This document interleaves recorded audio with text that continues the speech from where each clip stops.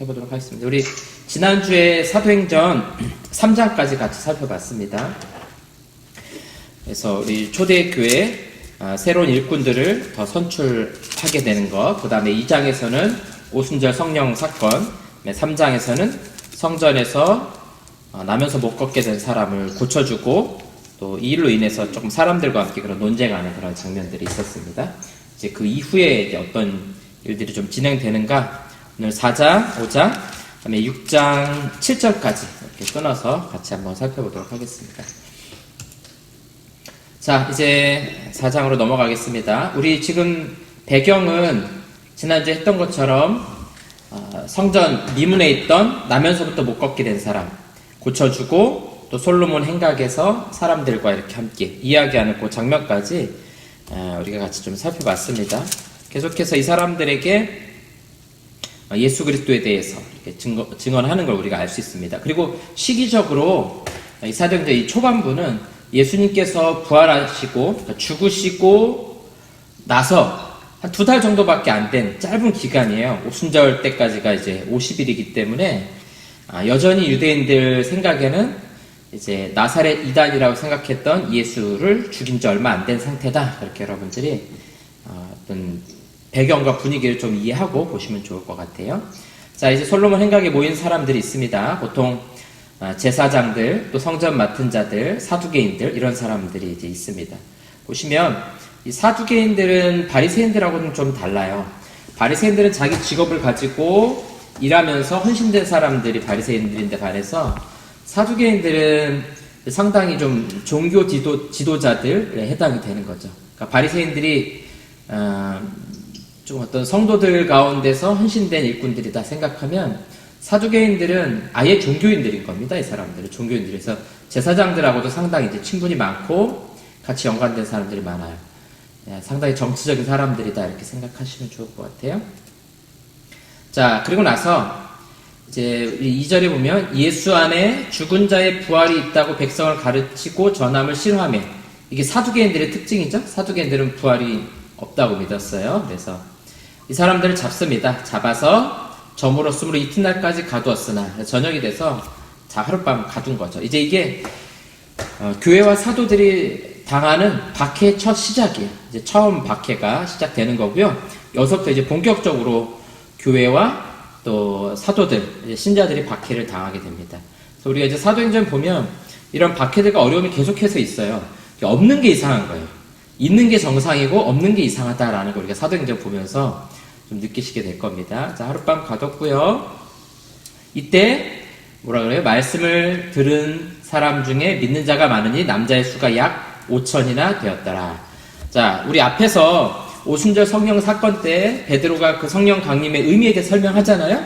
그때 3,000명이 예수님을 믿었어요. 그렇죠? 세례를 받았어요. 네, 여기 보니까 이 솔로몬 행각에서 이야기하고 난 다음에 5,000명이 되었더라. 믿는 자가, 이렇게 말하고 있습니다. 이게 뭐 이날 5,000명 믿었다는 것인지 아니면 다 합쳐서 5,000명인 것인지 좀 정확하진 않아요. 근데 대체적으로는 이 일로 인해서 믿은 사람이 5,000명 정도 될 것이다, 이렇게 해석하는 경향들이 조금 많습니다. 이 당시 예루살렘 인구가 한 65,000명 되거든요. 근데 만약에 토탈 합쳐서 5,000명이다 그러면은 상당히 많은 거죠. 네, 거의. 이 짧은 기간 동안에, 이제 며칠 안 되는 기간 동안에 5,000명이나 되는 사람이 지금 믿게 된 거예요. 물론 예루살렘에는 좀 유동인구가 많아요. 그래서 보통은 한 12만 명 정도가 왕래하는 그런 정도 수준인데, 그 중에서 예루살렘에 원래 살고 있는 사람은 한 6,500명 정도. 그러니까 이 나머지 사람들은 이제 성지순례 왔던 사람들, 이런 사람들이 이제 주로 왔다 갔다 하는 거죠. 프랑스 파리 가면은 거기도 그런다 그러죠. 파리 사는 사람 몇 명 안 되고 다 여행객들이라 그러죠. 그런 것처럼 예루살렘도 오가는 사람들이 굉장히 많은 겁니다. 자, 그래서 오직 성령이 너희에게 임하시면 너희가 권능을 받고 예루살렘과 온 유대와 사마리아 땅까지 이르러 내 증인이 되리라, 이렇게 말씀하고 있잖아요. 지금 뭘 보고 있는 거냐면 예루살렘에서 증인들이 나오는 장면을 우리가 보고 있는 겁니다. 아시겠죠? 우리가 거기에 초점을 맞춰서 본다고 말씀드렸어요. 우리의 관심은 사도행전 1장 8절의 말씀이 어떻게 성취되는가 보는 거예요. 지금 예루살렘 안에서 5,000명이나 되는 증인들이 세워진 겁니다. 예. 아시겠죠? 이렇게 우리가 계속해서 보게 될 겁니다.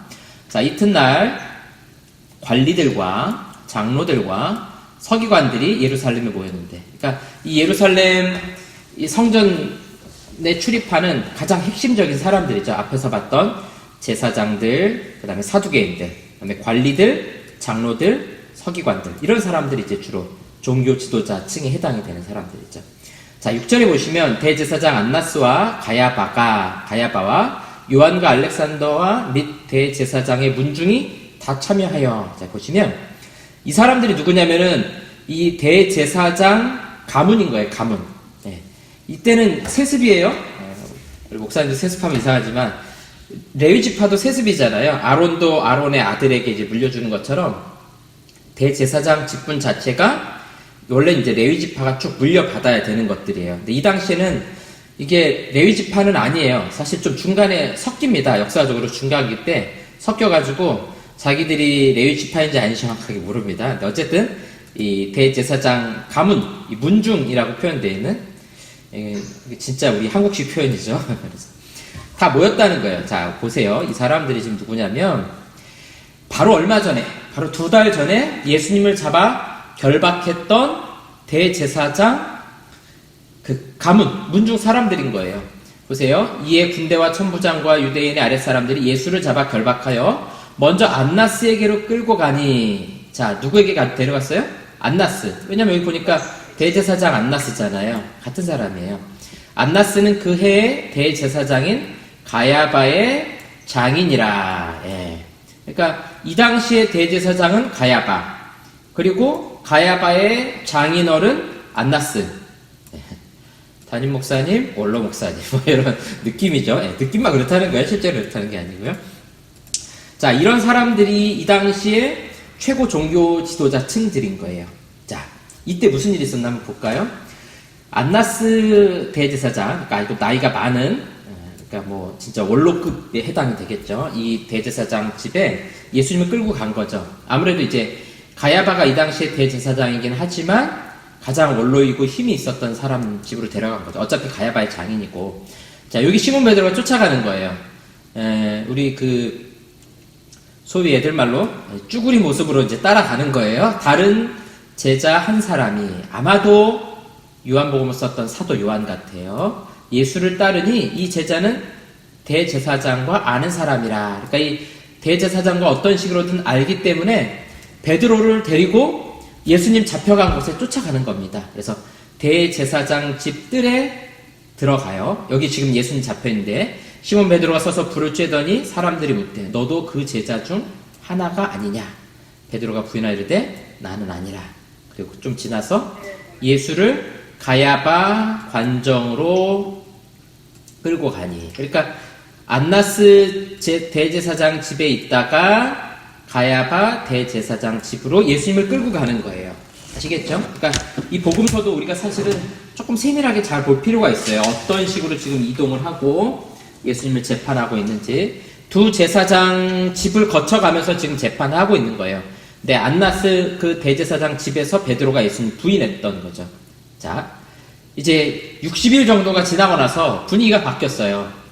이 사람들이 지금 누구를 부르는 거예요? 사도들을 가운데 세우고. 그러니까 베드로가 지금 예수님이 서 있던 그 자리에 안나스 앞에 딱 서 있는 거죠.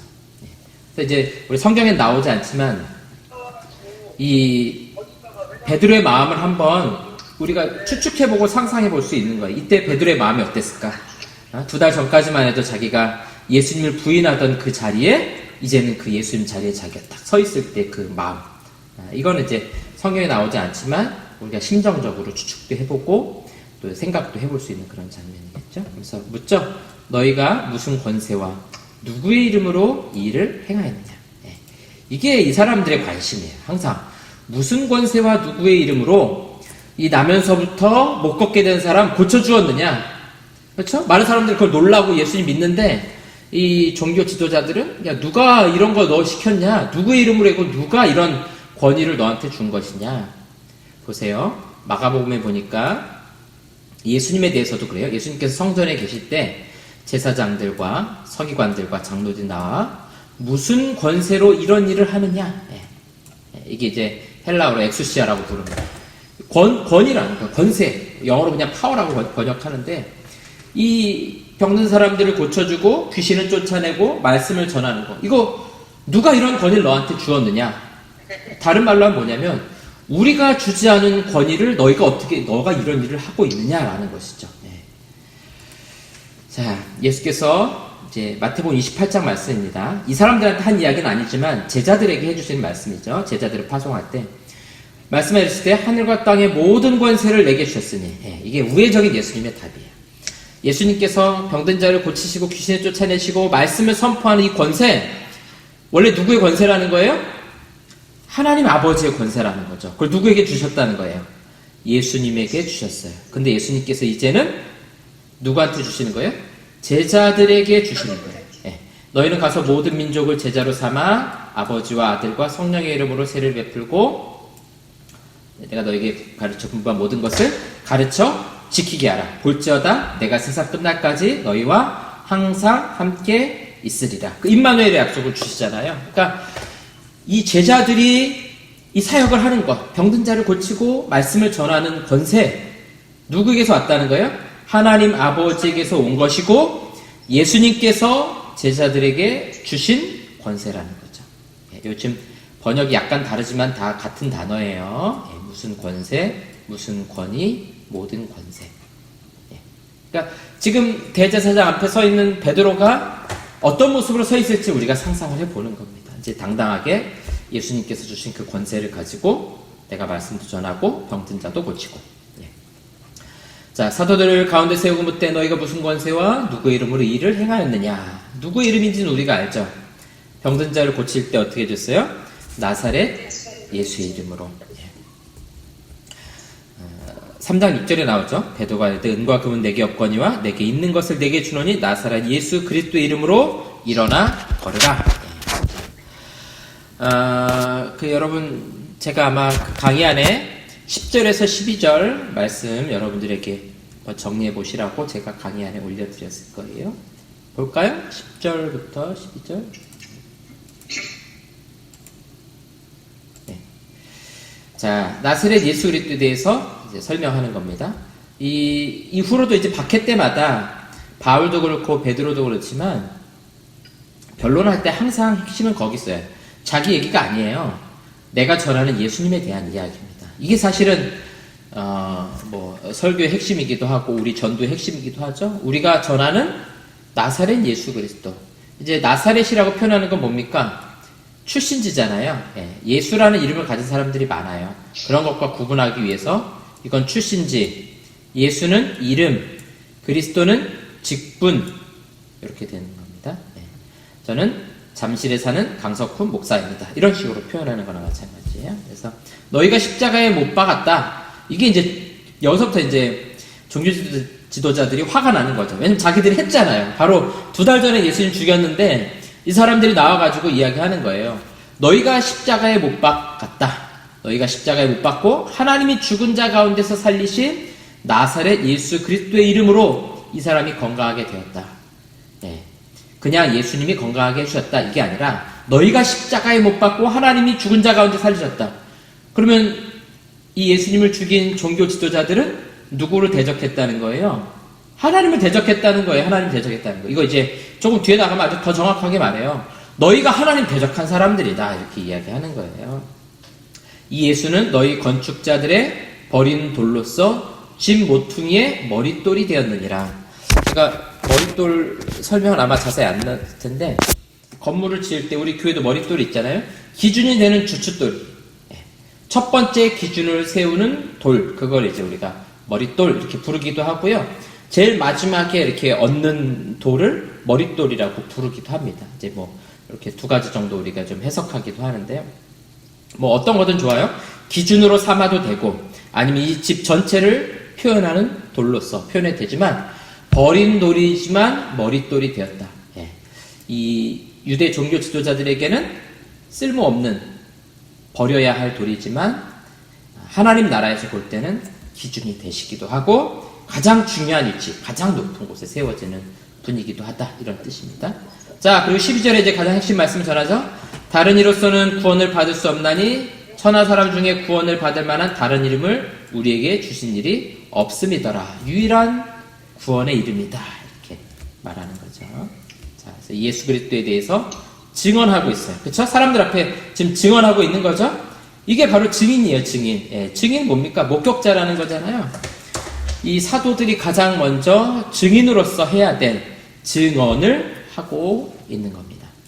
자, 볼까요? 그들이 베드로와 요한이 담대하게 말함을 보고 그들이 본래 학문 없는 범인으로 알았다가, 예, 여기서 범인은 체포돼야 될 간첩 말고요. 예, 평범한 사람이라는 거 말하는 거예요. 이게 뭐냐면 그냥 우리 같은 평범한 사람 이거 말하는 게 아니고요. 학문을 배우지 않은 사람을 말하는 거예요.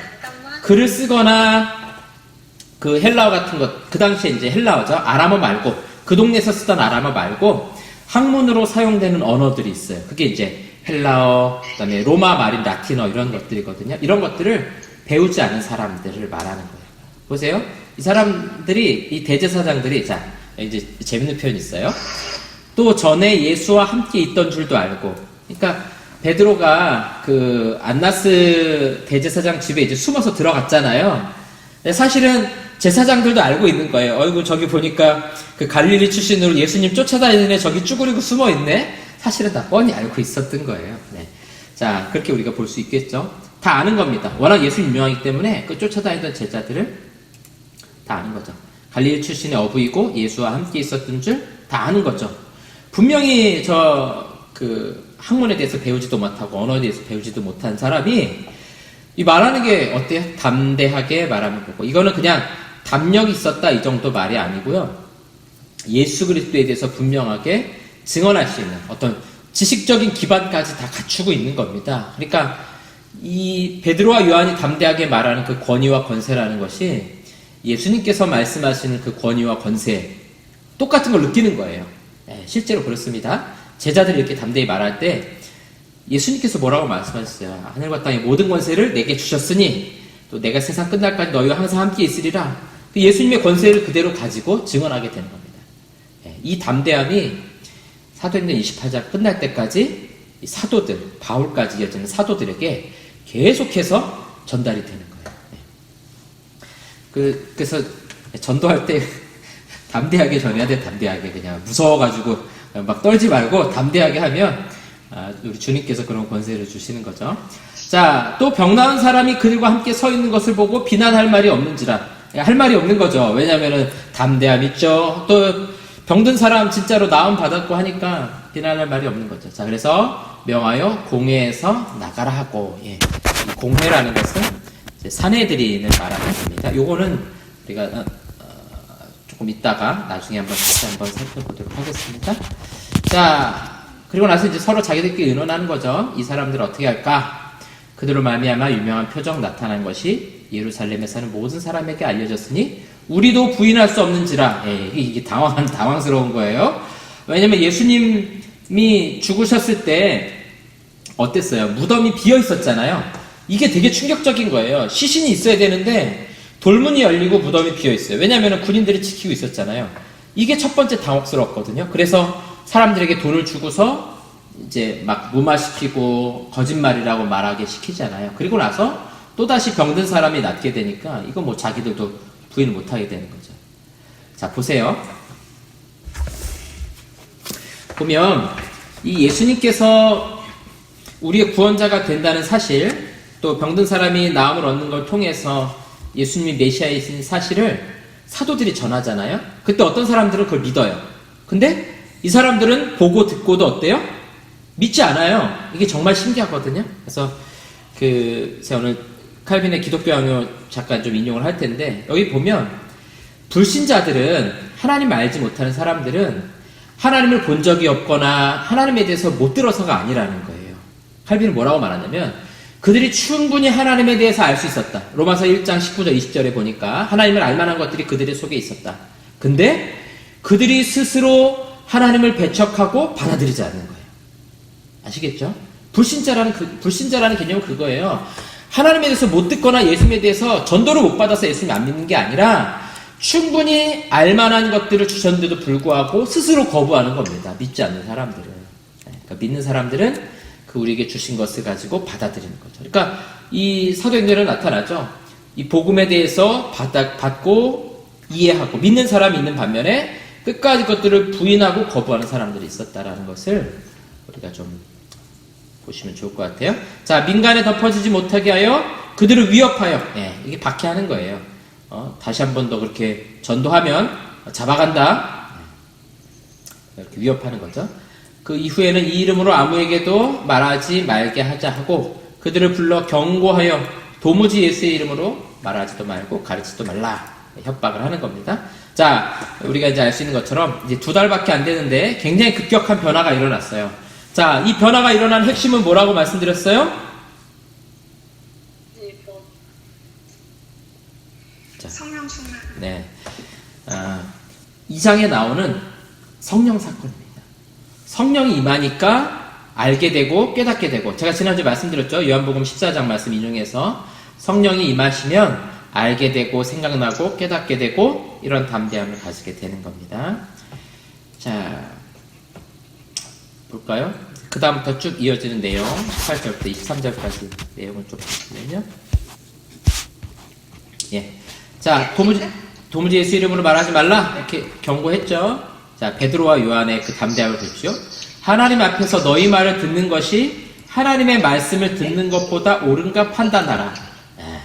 자, 이게 지금 종교 지도자가 아닌데 이런 말을 하고 있는 거예요. 지금 정작 성경에 대해서 훨씬 더 많이 연구하고 종교 지도자인 사람들은 그렇게 못하는데 오히려 사도들은 이렇게 담대하게 말하죠. 내가 사람의 말 듣는 것이 옳으냐 아니면 하나님 말 듣는 것이 옳으냐, 한번 당신들이 종교 지도자니까 생각해봐라. 그러면서 우리는 보고 들은 것을 말하지 아니할 수 없다. 이게 뭡니까?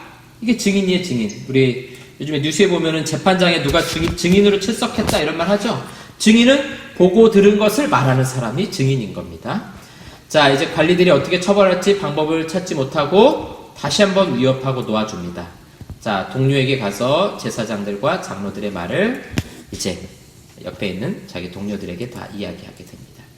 자, 이 말씀에 대해서 이제 베드로가 이제 해석을 하는 것이 25절부터 26절이에요. 여러분 성경을 좀 보세요. 거기 23절부터 보시면 사도들이 노임의 동료에게 가서 제사장들과 장로들의 말을 다 알리니 그들이 한 마음 듣고 한 마음으로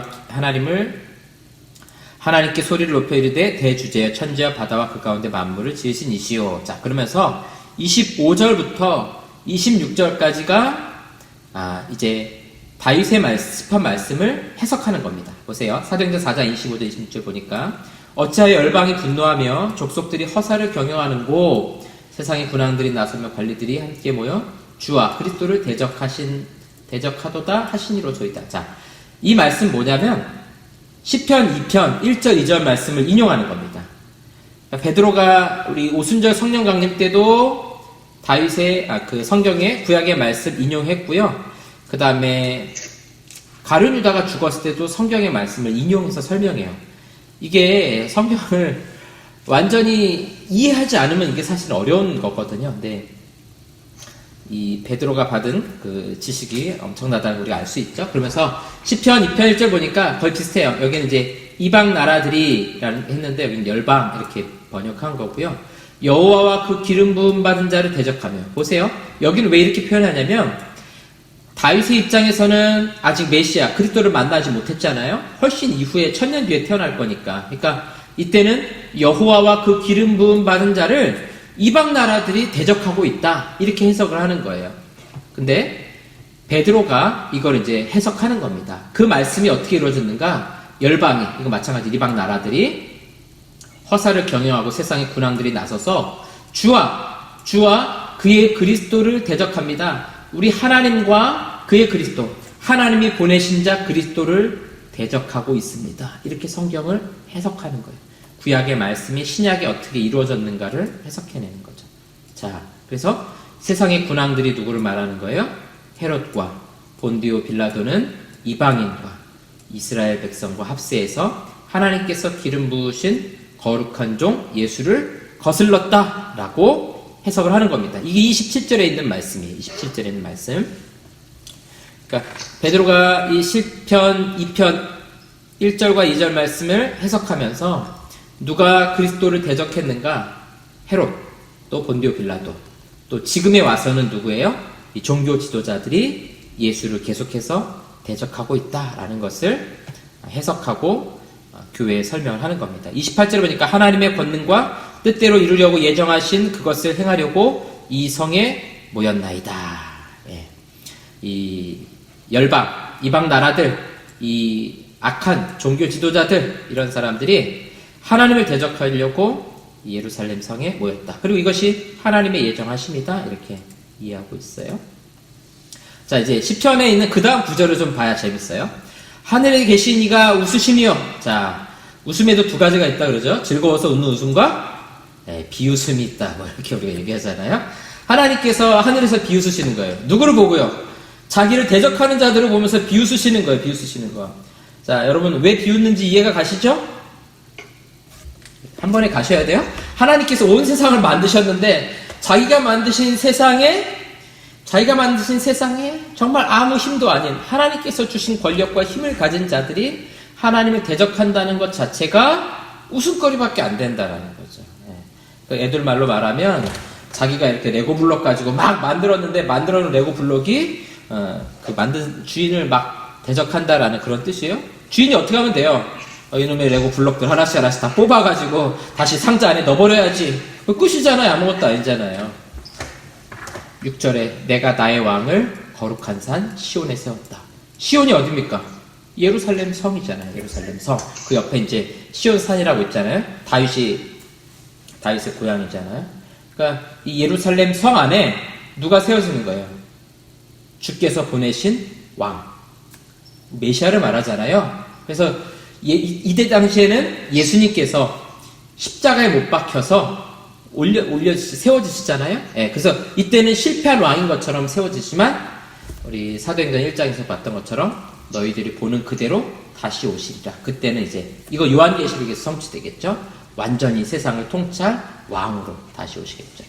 철장으로 그들을 깨뜨리며 질그릇같이 부수리로다.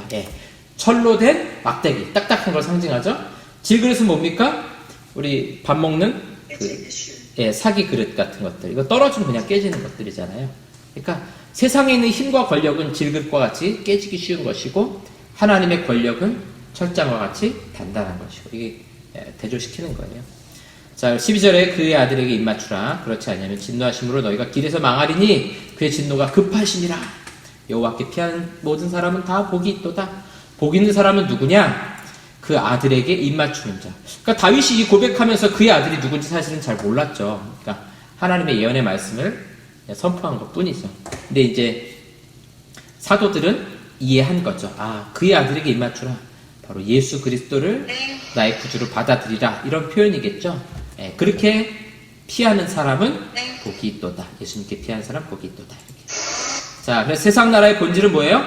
하나님을 대적하는 데 있다. 요게 이제 하나님 나라를 이해하는 굉장히 중요한 키입니다. 그러니까 여러분 뉴스나 이런 데서 우리 교회를 공격하고 뭐 기독교 욕하고 이런 거에서 너무 여러분 분노하지 마세요. 그게 세상 나라의 본질이에요. 본질. 하나님의 나라를 대적하는 게 그게 아주 본질입니다. 그래서 여러분 어거스틴의 신국론 뭐 아마 이렇게 들어보셨을 텐데 이 세상이 끝날 때까지 하나님의 나라와 세상 나라가 같이 대립하면서 가게 될 거예요. 그래서 우리가 지금 뭐 예배 드리는 것도 불편하고 또 기독교 여러 가지 공격받고 하는데 이게 갑자기 일어난 일이 아니에요. 이거는 하나님의 나라가 시작되면서부터 계속 있었던 일입니다. 이게 없는 게 이상한 거예요. 우리나라가 막 기독교에 우호적이고 잘해주고 우리 모든 사람이 한국 사람이 다 하나님께로 돌아오고 이건 비정상이에요. 그건 비정상이고 오히려 교회를 공격하고 복음을 공격하고 단순히 뭐 교회가 잘못해서 공격하는 게 아니라 하나님을 공격하는 거예요. 그거는 예수님을 공격하는 거죠. 그거는 세상 끝날까지 계속 있을 일이라니까요. 그러니까 이걸 이상하게 생각하지 마시고 아주 자연스럽게 생각하시고 베드로가 나중에 베드로전서 쓸 때 말하죠. 너희가 불같은 시험 당하는 것을 이상히 여기지 말라. 그건 계속해서 있을 일이라는 걸 너무나 잘 알기 때문에 그렇게 말씀을 전하는 거죠.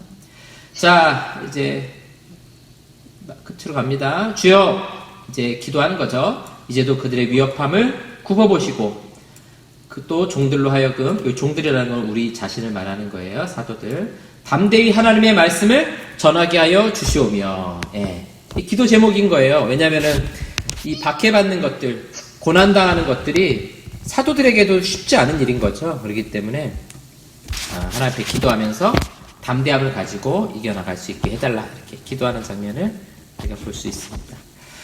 자, 또 뭐라고 말해요? 손을 내밀어 병을 낫게 하시옵고 표적과 기사가 거룩한 종 예수의 이름으로 이루어지게 하옵소서. 예, 이런 기적의 역사 일어나게 해주옵소서. 빌기를 다음에 모인 곳이 진동하더니 우리가 다 성령이 충만하여 담대히 하나님의 말씀을 전하니라. 예, 기도하고 성령 충만받고 하나님 말씀 전할 수 있는 담대함을 얻고, 아주 기본적인 방식이죠. 우리에게도 이런 방식이 기본인 거예요. 기도하고 성령 충만하고 담대해지고. 자, 사도들의 기도 정리해보면, 살펴주옵소서. 담대히 하나님 말씀 전하게 해주세요. 병 낫을 수 있도록, 또 표적과 기사가 예수님의 이름으로 이루어질 수 있도록 해주옵소서. 기도했다는 거죠. 그래서 진동하고 성령 충만을 받고 담대히 하나님 말씀을 선포하게 되었다. 자, 그래서 이제 초대교회에 대한 평가입니다. 믿는 무리가 자, 한 마음과 한 뜻이 되어, 이제 교회 특징이 나오죠. 한 마음과 한 뜻. 그 다음에 뭐였다고요? 물건을 서로 통용하고 같이 썼다는 거죠. 제가 여러분 그 강의 안에 정리해보세요 하고 이렇게 써드렸죠. 자기 재물을 조금이라도 자기 것으로 하는 이가 하나도 없더라. 자, 어떤 사람들이 이거 보고, 아, 공산주의의 시작이 여기 초대교회에 있었네, 이렇게 말하는 사람 있어요. 보니까 물건 통용하죠. 그 다음에 자기 재물, 사유재산 주장하는 사람 없다, 뭐 이렇게 말해가지고 예수님도 공산주의자였다, 초대교회도 공산주의자였다, 뭐 이렇게 얘기하는데, 약간 코미디에 이렇게 말하면, 보세요. 자, 저 북한에서 어떻게 합니까? 거기도 물건을 서로 통용하죠. 통용하겠죠. 왜냐하면 자기 사유재산이 없지만, 물론 이제 공산주의도 자기 텃밭 이런 건 자기 사유재산을 인정하는데, 가장 중요한 차이가 있어요. 이 사도들과 제자들이 이렇게 했던 건 뭐냐면은 자발적인 구제입니다. 자발적인 거예요. 내가 원해서 이렇게 한 거예요. 그렇죠? 여러분 교회 헌금하실 때 억지로 하는 분 있어요? 가압류 시켜가지고 뺏는 거 없어요. 자발적으로 하는 거예요. 자발적으로. 이게 교회 원리 핵심이거든요. 이게 사도행전에 계속 나와요. 다 자발적으로 하나님께 드리는 거예요. 이거는 어떤 개인이나 뭐 기관에 드리는 것이 아니라 하나님께 자발적으로 드리는 거거든요. 근데 공산주의 핵심은 뭐냐면은 강제적인 거. 왜 자본주의가들, 돈 많은 사람들이 자기 사유재산을 갖느냐. 물론 이제 그 사람들만 돈을 많이 갖는 거는 억울한 일이죠. 불합리한 일인데 강제력을 동원해서 하거든요. 이게 굉장히 큰 차이예요. 이거는 공산주의하고는 근본적으로 다른 겁니다. 물론 자본주의 체제를 말하는 것도 아니에요. 그것과 이제 근본적으로 달라요. 자, 그 다음에 사도들이 권능으로 주 예수의 부활을 증언하니 무리가 큰 은혜를 받아. 이게 중요한 거죠. 이거 은혜를 받아서 하는 일이거든요. 은혜를 받아서 이런 일을 하는 겁니다. 자발적으로. 가난한 사람이 없으니 이는 밭과 집 있는 자는 팔아 급한 것의 값을 가져다가 사도들의 발 앞에 두매 그들이 각 사람의 필요를 따라 나눠줍니다. 예. 이제 이게 5장에 넘어가면 갈등의 이제 요인이 되기도 합니다. 자, 어쨌든 이거 굉장히 임시적인 겁니다. 교회가 계속 이렇게 하지는 못해요. 또 자발적인 헌신이었다. 이것이 가장 큰 특징입니다. 자, 이제 여기 한 가지만 얘기 좀 하고 갈까요? 보시면, 자, 자발적으로 사도들의 발 앞에 두었다. 밭과 집을 팔아서. 그러니까 왜 이렇게 했어요? 어려운 사람들을 도와주세요. 우리 중에 가난하고 힘든 사람들이 있으니까 먹고 마시는 문제 해결할 수 있도록 우리가 이렇게 돕겠습니다. 이렇게 자발적으로 헌신한 것이죠. 자, 이걸 이제 기쁘게 교회가 받아들이고 또 이 기준에 따라서 많은 사람들을 돕게 됩니다. 자, 그리고 나서 이제 마지막 끝부분에 이제 한 가지 표현 좀 등장을 하게 되는데요. 구브로에서 난 레위족 사람이 있으니, 자, 이제 지도를 좀 봐야겠죠? 보시면 이제 우리 지도하고 좀 친해지자고 말씀드렸죠. 자, 보시면 여기가 예루살렘, 지금 우리 초대교회 이야기가 펼쳐지고 있는 예루살렘입니다. 구브로라는 거는 여기 키프로스라는 섬이에요. 키프로스라는 섬인데, 이제 터키 아래쪽에 있는 섬이죠. 보시면 여기가 그 그리스 신화에 나오는 아프로디테의 섬입니다. 아프로디테라는 그 미의 여신, 비너스라고 부르죠. 로마 신화에서 가장 아름답고 조금 약간 음란한 그 여인이 바로 여기에서 살아나게 되죠. 그 거품으로 있다가 이렇게 살아나게 되는데, 이 말은 뭐냐면 이 섬의 분위기가 뭔지를 보여주는 거예요. 아시겠죠? 예. 자기 고향이 무엇이냐에 따라서 그 사람이 어떤 문화에서 컸는지를 알 수 있게 되는 겁니다. 기본적으로. 예. 레위족이에요. 유대인이에요. 유대인 출신으로 레위 지파였지만 구브로에서 살던, 키프로스에 살던. 그러니까 이 사람은 기본적으로 유대인 분위기 속에서 산 사람이 아니라 이 헬라 제국 분위기에서 산 사람이라는 걸 이해하셔야 돼요. 자, 지금 예루살렘 교회에 지금까지는 다 유대인 출신 신자들이었어요. 우리로 말하면 한국에서 태어난 사람들, 신자들만 모여있는 공동체에 누가 오게 된 거냐면은 재미교포 혹은 제1교포 이런 사람들이 오게 된 거예요. 자연스럽게 이 사람은 아람어라든가 히브리어에 익숙한 사람이 아니라 헬라어에 익숙한 사람인 거예요. 영어에 익숙한 우리 교포 같은 스티브 강 이런 사람이 와가지고 같이 사역하게 되었다라는 거죠. 어떤 교회들 보면 왜 영어 사역자들, 일본어 사역자들 이렇게 세우잖아요. 그런 사람이 지금 예루살렘 교회에 처음 들어오게 된 거예요. 자, 이제 4장에서 이 사람을 기록하고 있는데 이 사람은 굉장히 중요합니다. 적어도 바울의 첫 번째 선교 여행 때까지는 아주 중요한 역할을 하게 되고요. 사도 바울을 이 사역의 현장으로 이끌어가게 된 인물이 바로 이 사람, 바나바라는 사람입니다. 제가 좀 거기 설명을 써놨어요. 자, 원래 이름은 요셉이에요. 아시겠죠? 근데 사람들이 바나바라고 주로 불렀어요. 이게 이제 누가가 기록할 때 번역하면 위로의 아들이다 이렇게 말했는데요. 이 바나바 뜻은 위로의 아들은 아니에요. 선지자의 아들이라는 뜻이에요. 이름은 앞에 있는 바가 바자가 앞뒤로 있어서 헷갈린데 요게 이제 아들이라는 뜻이에요. 아들. 돌로메의 아들 이렇게 되는 거예요. 자, 나바, 이게 이제 나비라는 선지자라는 뜻이에요. 선지자의 아들, 이런 뜻인데, 위로의 아들, 요거는 아마 별명이었던 것 같아요, 별명. 그래서 왜 우리 교회마다 그 새가족 등록했을 때 옆에서 도와주는 분들 주로 우리가 바나바라고 부르잖아요, 바나바라고. 그 표현이 맞는지 여러분들이 한번 사도행전 쭉 끝까지 한번 살펴보세요. 그런 사람의 역할이 맞는 건지 좀 보면서 판단해보면 굉장히 재밌어요. 어쨌든, 이 사람을 위로의 아들이라고 부른 거 봐가지고 이 사람의 성품이라든가 이 사람이 하는 역할이라든가 이런 것들이 어떠했을까 상상해 볼 수 있겠죠. 많이 위로해주고 도와주고 이런 역할 많이 하지 않았을까 그렇게 추측해 볼 수 있어요. 자, 이 사람이 밭이 있었는데 팔아 그 값을 가지고 사도들의 발 앞에 두었대요. 우리 바로 앞에서 봤던 성경 말씀이죠. 사도들의 발 앞에 두었다. 그거를 했던 대표적인 사람이 바로 바나바다 이렇게 표현하고 있어요. 헬라식 이름이고요. 선지자의 아들, 또 이제 구브로 키프로스 출신이었다. 이제 나중에 초대교회 헬라 출신 아주 유명한 일꾼이 되고요. 바울을 추천하고 동역하는 일. 그 다음에 1차 선교여행에 동참하게 됩니다. 자, 그래서 이 섬 이름이 뭐라고요? 구브로, 키프로스 섬 꼭 여러분들이 기억해 놓으세요. 나중에 우리 선교여행 볼 때는 이런 이름들이 많이 나오니까 여러분들 잘 봐주시고요. 자, 지도 좀 본 김에 좀 더 볼까요? 여기가 예루살렘, 여기가 구브로. 이 지도는 요즘 현대 지도. 지금 요즘에 이제 이스라엘이 이렇게 길다랗게 생겼어요. 그래서 여기 그 요단강, 갈릴리 호수, 밑에 사해바다, 여기 기점으로 서쪽이 이제 이스라엘이 되고요. 동쪽 땅은 요르단이라고 부르는 땅이고요.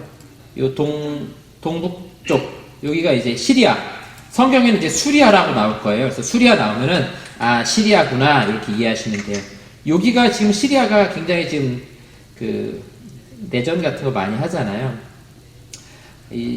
시리아가 좀 많이 시끄러워 요즘에. 그래서 시리아의 수도는 지금도 이 다메섹이에요. 지금도 굉장히 오래됐죠. 몇천 년 동안 지금 수도예요. 자, 그 다음에 이쪽에가 이제 터키 땅이 해당이 돼요. 터키 땅이 해당이 되고,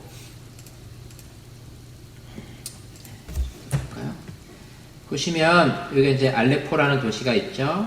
이게 이제 십자군 전쟁 때 굉장히 유명해진 도시가 되는데, 이쪽에가 애굽 땅이에요. 자, 애굽이고 요쪽에가 니느웨라든가 아수르가 있는 땅입니다. 그래서 애굽에서 이쪽 동쪽으로 갈 때는 요렇게는 못 가요. 광야라서 못 가고 요렇게 거쳐서 알레포로 해서 요렇게 이동해야 됩니다. 그래서 아브라함이 여기를 거꾸로 왔죠. 요렇게 해서 예루살렘 쪽으로 이렇게 내려온 게 아브라함이 왔던 길이기도 합니다. 자, 그리고 나서 이제 여기가 위에가 이제 터키 땅이 있습니다. 이쪽 동쪽으로가 갑바도기아 그런 땅이고요. 이 위로가 본도, 그다음에 요 가운데로가 해서 갈라디아 이렇게 부르고요. 제일 요 서쪽 바닷가 쪽, 지금 이제 이름이 이즈미르 같은 도시가 있는 이쪽이 이제 보통 우리가 아시아라고 부르는 땅이 됩니다. 자, 넘어가겠습니다. 이제 5장 보시면 이제 처음으로 교회가 조금 외적인 어려움이 아니라 이제 내적인 어려움을 겪게 됩니다. 교회는요, 항상 두 가지 어려움을 겪게 돼요. 외적인 어려움과 내적인 어려움.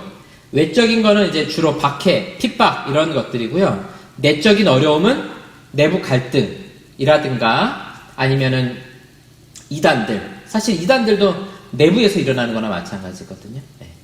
자, 그 중에서 이제 어떤 갈등의 문제가 이제 처음으로 발생하게 됩니다. 자, 아나니아라는 사람이 등장을 하게 됩니다. 아나니아. 그의 안에 삽비라와 더불어 자, 소유를 팔매. 우리 앞에서 봤던 것처럼 이 일을 누가 지금 했어요? 제자들 가운데서 바나바가 첫 번째로 이 일을 했죠. 물론 이제 제일 먼저 한 사람은 아닐 거예요. 그렇지만 중요한 인물이기 때문에 먼저 이야기를 합니다. 자, 이 부부가 아주 유명한 부부가 있는데요.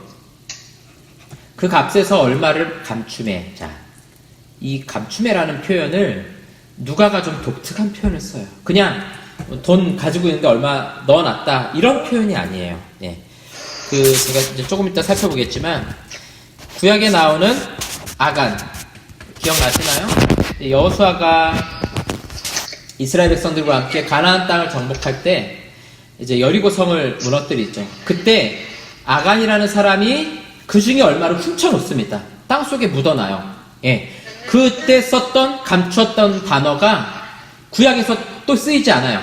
신약에서는 유일하게 여기서만 쓰이고 나중에 디모데 전서에서 한 번 딱 쓰이고 여기서 사용하게 되는 단어예요. 그러니까 이 감췄다라는 것은 그냥 단순히 어떤 것을 숨겨놨다는 것이 아니라 구약에서 말씀하는 어떤 정복을 위해서 해야 되는 일들 가운데 하나님 앞에 불순종했던 의도를 가지고 여기서도 동일하게 사용하고 있는 겁니다. 그러니까 이 감춘 것은 불순종의 의미로 지금 사용되고 있는 겁니다. 자, 얼마만 가져다가 사도들의 발 앞에 두니 베드로가 이르되, 베드로는 아마 성령께서 이 마음을 알게 해주셨겠죠. 어찌하여 사탄이 내 마음에 가득하면, 이게 사탄이 그의 마음속에서 행한 일이라는 거죠. 어찌하여 사탄이 내 마음에 가득하여 내가 성령을 속이고. 그러니까 성령께서 어떤 마음 주신 거예요? 이거 다 팔아서 너가 나에게, 하나님께 이걸 드려라. 이 마음을 주셨던 거죠. 근데 성령을 속였다는 것은 그 성령이 주신 마음을 거부했다라는 의미일 수도 있고요. 하나님께서 이것을 아셔. 그래도 나는 속일 거야. 라는 그런 마음이 아나니아하고 삽비라 마음속에 있었다는 거죠. 자, 또다시 감추었느냐? 같은 표현이에요. 아간이 썼던 그 단어예요. 땅이 그대로 있을 때에는 내 땅이 아니며 판 후에도 내 마음대로 할 수가 없더냐? 어찌하여 이를 내 마음에 두었느냐? 사람에게 거짓말한 것이 아니요. 누구에게 한 거라고요? 하나님께 거짓말한 것이다. 예. 그래서 이 아나니아가 이걸 팔아가지고 일부러 감췄다는 것은 하나님께 거짓말한 것이고 성령을 속인 사건입니다. 아시겠죠?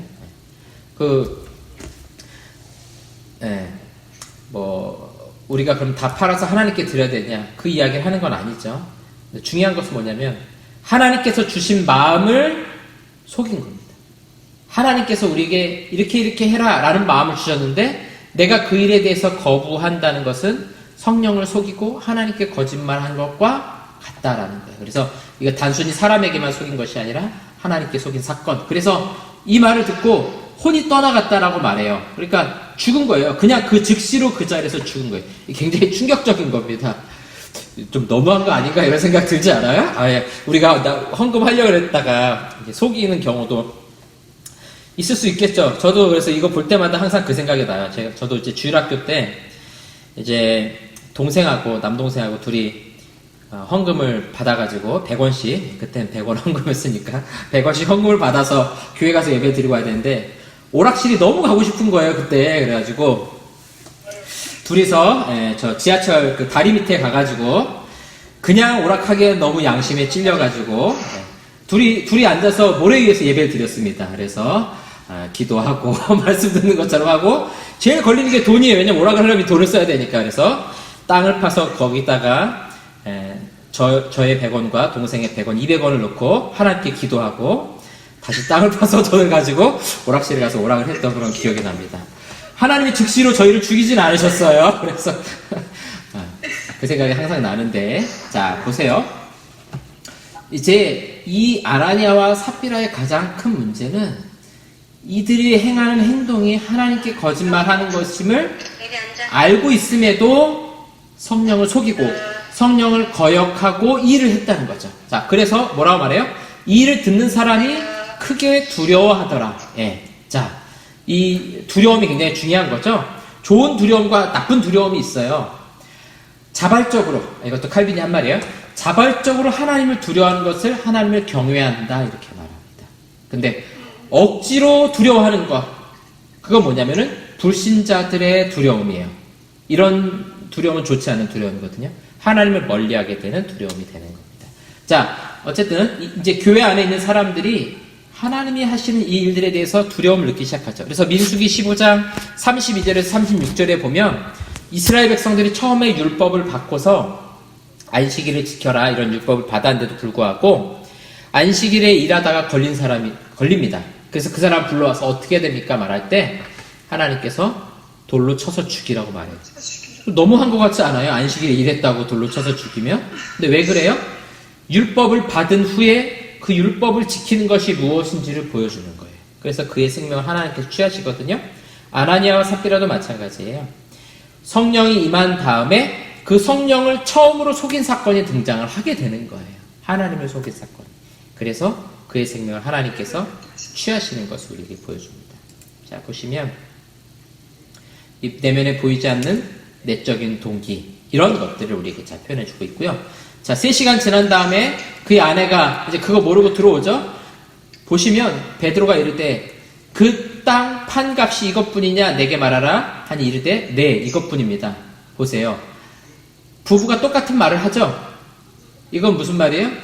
부부가 이미 이 일을 가지고 서로 의논하고 계획적으로 진행했다는 거예요. 성령이 주신 마음을 속이고 교회를 속이고 부부가 함께 이런 계획을 짜고 진행했다라는 것이죠. 베드로가 이르되 너희가 어찌하여 함께 꾀하여 함께 했다는 거죠.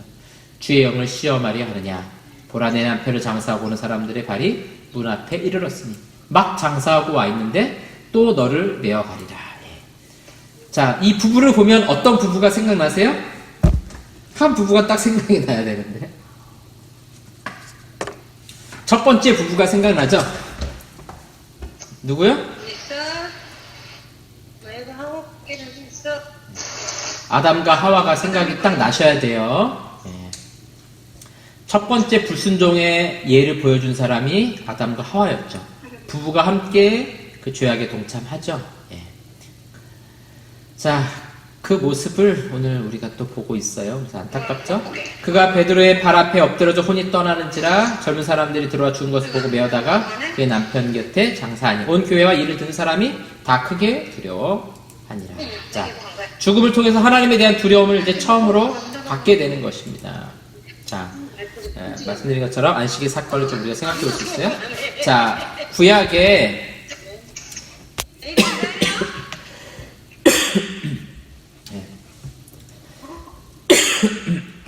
자, 헤렘이라는 단어가 있어요.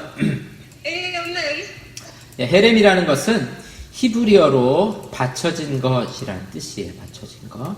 자, 여호수아가 이스라엘을 정복할 당시에 아간이 바친 물건을 취하였다. 자, 보세요. 아간이 이제 여리고를 정복했을 때 거기서 뭐 외투하고 뭐 금하고 이렇게 취하잖아요. 그걸 취하였다. 자기 것으로 가져가잖아요. 자기 소유로 가져가는 거거든요. 자, 근데 이 일을 통해서 하나님이 어떻게 하세요? 아간의 생명을 하나님께서 취하십니다.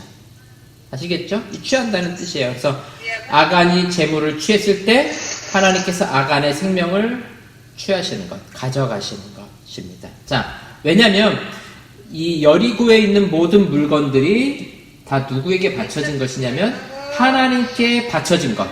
그 하나님께 바쳐진 물건을 자기 것으로 취했기 때문에 하나님께서 아간의 생명을 취해가신 거죠. 이 같은 단어, 감추었다. 보시면 요 단어하고 요 단어 보스티조라고 이렇게 부를 수 있는데 이 성경에 이 두 군데에서밖에 등장하지 않는 단어예요. 물론 이제 구약은 히브리어인데 70인역 헬라어로 번역한 성경에 보면 이 단어를 쓰고 있어요. 그러니까 누가가 이 아나니아와 삽비라 사건을 기록할 때는 누구를 생각나게 만들었냐면 여호수아 7장 1절에 있는 이거는 아간에 대한 사건과 동일한 사건이다 이렇게 해석하고 있는 거예요. 그래서 하나님을 속인 행위. 그래서 아나니아와 삽비라의 생명을 누가 취해 가시는 거 이제 하나님께서 취해 가시는 겁니다. 하나님께서 자기 것으로 가져가시게 되는 거예요. 왜 그러냐면 그것을 통해서 아간을 통해서 이스라엘 백성들이 하나님에 대한 두려움과 하나님의 것에 대해서 알게 되는 것처럼 신약에서도 마찬가지죠. 교회가 하나님에 대한 두려움과 또 하나님의 소유, 사실은 내 소유가 아니잖아요. 하나님의 소유라는 것을 알게 하시는 사건이죠. 그래서 우리의 가진 재산도 하나님의 것이고 우리 생명도 하나님의 것이다. 여러분 누가복음에만 등장하는 독특한 비유가 하나 있잖아요. 어리석은 부자의 비유. 여러분 기억나시죠? 이 사건하고도 비슷하게 연상이 되는 거예요. 부자가 점점 재산이 많아지니까 자기 거라고 착각을 하는 거예요. 그래서 어떻게 창고를 늘려가지? 그럴 때 뭐라고 말씀하세요? 오늘 밤 내가 너의 생명을 데려가면 너의 재물이 누구의 것이 되겠느냐? 이렇게 말씀하시잖아요. 그러니까 재물도 하나님의 것, 생명도 하나님의 것. 누가가 같은 기조를 가지고 계속해서 이야기하고 있는 겁니다. 자, 12절부터 볼까요? 사도들의 손을 통하여 민간의 표적과 기사가 많이 일어나매. 자, 표적과 기사, 이거 기적, 이거 사인, 어떤 특별한 표징, 이런 것들이에요. 자, 사도들과 교회 사역을 다시 한번 좀 정리하고 있어요. 그래서 믿는 사람이 다 마음을 같이하여 솔로몬 행각에 모이고, 우리 지난주에 봤죠. 사람들이 많이 모여있는, 그래서 그 담벼락 곁에 지붕이 있고 캐노피가 있고 모일 수 있는 장소. 그 나머지는 감히 그들과 상종하는 사람이 없으나 백성이 칭송하더라. 신기하죠? 이런 두려움의 역사를 통해서 백성들에게 칭찬받는 일들이 일어나고 있습니다. 믿고 주께로 나오는 자가 더 많으니 남녀의 큰 무리더라. 사도행전에 보시면 계속해서 이렇게 믿는 사람들이 많아지고 주께로 돌아온 사람들이 많아지는 것들을 계속해서 우리가 좀 볼 수 있게 됩니다. 이게 사도행전 교회의 좀 특징이에요. 심지어 병든 사람을 메고 거리에 나가 침대와 요 위에 누이고 베드로가 지나갈 때 혹 그의 그림자라도 누구에게 덮일까 바라고 예루살렘의 부근에 수많은 사람들도 모여 병든 사람과 더러운 귀신에게 괴로움받는 사람 데리고 와서 다 나음을 얻으리라. 보세요. 복음의 확장성, 증인들이 늘어나고 있고요. 또 무리들과 베드로의 모습은 누구의 모습이에요? 예수님이 사역했던 모습하고 굉장히 비슷해요. 그렇죠? 예수님 지나갈 때 많은 사람들이 모여와가지고 병 고침 받고 귀신들이 쫓겨나가잖아요. 사도들이 똑같이 하는 거예요. 그러니까 예수님께서 주셨던 그 사역이 사도들에게 그대로 연결이 돼가지고 진행이 되는 겁니다. 자, 그 다음 이제 조금 더 박해가 더 지속됩니다. 이어집니다. 대제사장과 그와 함께 있는 사람 즉 사두개인의 당파가 다 마음에 시기가 가득하여, 왜냐면 자꾸 사람들이 이 초대교회 있는 무리들을 막 칭찬하고 물려가고 하잖아요. 그래서 사도들을 잡아다가 옥에 가뒀더니, 여기 되게 담담하게 한 구절로 표현하거든요. 근데 이거 잡혀간 거예요, 잡혀간 거. 우리 집사님, 권사님들 다 감옥에 지금 잡혀간 상황이 지금 벌어진 겁니다. 자, 네. 주의 사자가 밤에 옥문을 열고 끌어내어 이르되, 가서 성전에 서서 이 생명의 말씀을 다 백성에게 말하라. 네, 두 번째 오게 가르쳤는데요. 주의 사자가 끌어냈고요. 새벽에 성전에 들어가 가르치더니, 갑자기 감옥 구치소 문이 열리고 막 나와가지고 다시 새벽에 성전에서 가르치게 되죠. 자, 보세요. 이 표현을 잘 보세요. 옥이 어떻게 돼요? 비어있어요. 비어있어요. 자, 제가 이 표현을 왜 썼을까요? 네, 비어있는 무덤이라는 표현을 제가 쓰고 싶어서 썼습니다. 보세요. 예수님이 죽으셨을 때 무덤에 넣어놨죠. 그렇죠? 돌로 막았어요. 지키게 했어요. 그런데 사흘째 되던 날 돌문이 열리고 무덤이 비어있었어요. 나갔다는 거죠. 옥도 마찬가지죠. 옥을 잠궈놓고 지키는 사람이 있었음에도 불구하고 옥이 열리고 옥 안에 비어 있었던 거죠. 이 뒤에도 여러 번 이런 기적들이 또 나타나게 될 거예요. 네, 좀 볼까요? 자, 공회와 이스라엘 족속의 원로들을 다 모으고 사람을 옥에 보내 사도들을 잡아오라. 야, 옥에 가서 데려와 했더니 뭐래요? 옥에 사도들 없던데요? 우리가 보니 옥은 든든하게 잠기고, 그러니까 잠겨있는 상태인데 사도들이 사라진 겁니다. 네, 순간이동한 거죠. 완전히 그렇게 보이는 거예요. 문에 서 있으되 문을 열고 본즉 그 안에는 한 사람도 없더이다 하니. 네. 그래서 제가 비어있는 옥이라는 표현을 쓴 겁니다. 무덤이 비어있는 것처럼 옥이 비어있는 모습. 네. 자, 성전 맡은 자와 제사장들이 이 말을 듣고 의혹하여 이 일이 어찌 될까? 야, 이제 이거 어떻게 되냐? 어떻게 되는 거지? 이렇게 생각한 거죠. 사람이 와서 알리되 보소서 옥에 가뒀던 사람이 성전에 서서 백성을 가르치더이다. 예. 그래서 다시 이 사람들을 공회 앞에 세우게 됩니다. 성전 맡은 자가 부하들과 가서 그들을 잡아왔으나 강제로 못하면 백성들이 돌로 칠까 두려워함이더라. 그들을 끌어다가 공회 앞에 세우니 대제사장이 물어. 예. 자, 강제로 못해요. 왜냐면은 워낙 많은 사람들이 이제는 이 초대교회 사도들을 따르기 때문에 돌로 칠까 두려워하는 거죠. 이 제사장들과 사두개인들 이런 사람들은 계속해서 이런 생각들을 가지고 있어요. 그 백성들이 자기들을 치면 어떻게 할까? 자기들 뜻대로 안 되면 어떻게 할까? 그래서 예수님 잡을 때도 사실은 그게 두려워서 처음에 못 잡았던 거거든요. 자, 마태복음 10장 10절을 보니까 사람들을 삼가라. 이거 종교 지도자들을 말하는 거예요. 종교 지도자들 조심해라. 그들이 너희를 공회에 넘겨주겠고 회당에서 채찍질하리라. 보세요. 진짜로 어디에 넘어갔어요? 공회 앞에 지금 섰어요. 공회에 넘겨주었다고요. 나이샘에 백성의 장로들 곧 대제사장들과 서기관들이 모여 예수를 그 공회로 끌어들여 이르되 내가 그리스도이거든 우리에게 말하라. 이 공회라는 표현이 계속 나오는데 여기서 예수님을 재판했고 사도들도 끌려갔고 예수님께서 너희들 공회에 끌려가게 될 것이다. 이렇게 계속해서 말씀을 하셨던 겁니다. 보면 이 공회라는 것은 우리가 산헤드린이라고 우리가 표현할 수 있어요. 함께 둘러앉는다는 뜻인데요. 유대인들의 최고 의결기관입니다. 그래서 산헤드린 이렇게 나올 때도 있고 주로 공회라고 말할 때도 있는데 이 공회라는 것은 산헤드린을 말하는 겁니다. 모세가 임명한 70인의 장로회의 기원을 두고 있어요. 그래서 예수님 당시에 어떻게 하냐면은 이 주로 바리새인과 사두개인들이 주로 많았겠죠. 또 서기관, 장로 이런 백성의 대표들을 모아가지고 70명을 정하는 거예요. 이 70명 어디서 왔다고요? 모세가 70인의 장로회 만들 때 이걸 가지고 온 거예요. 대제사장이 의장이에요. 그러니까 제일 높은 사람이 대제사장이 우리로 치면은 국회의원 같은 거예요. 근데 지금이야 이렇게 국회의원이 이런 재판을 안 하잖아요. 근데 이 당시에는 이 사람들이 다 하는 거예요. 전부 다. 3권 분립이 아니라 3권 다 합쳐서 있는 거죠. 법도 만들고 집행도 하고 또 수정하기도 하고 뭐 이런 걸 다 하는 겁니다. 재판도 거기서 하고. 그러니까 이 로마 통치에서 정치 문제는 로마에서 했지만 이스라엘 자체였던 입법과 사법 이런 것들을 총괄하는 기관입니다. 그래서 주로 만장일치로 의결을 해가지고 율법을 해석하거나 종교재판 이런 거 다루는 거예요. 그러니까 예수님에 대해서 재판할 때도 이 공회가 판결을 내리는 거예요.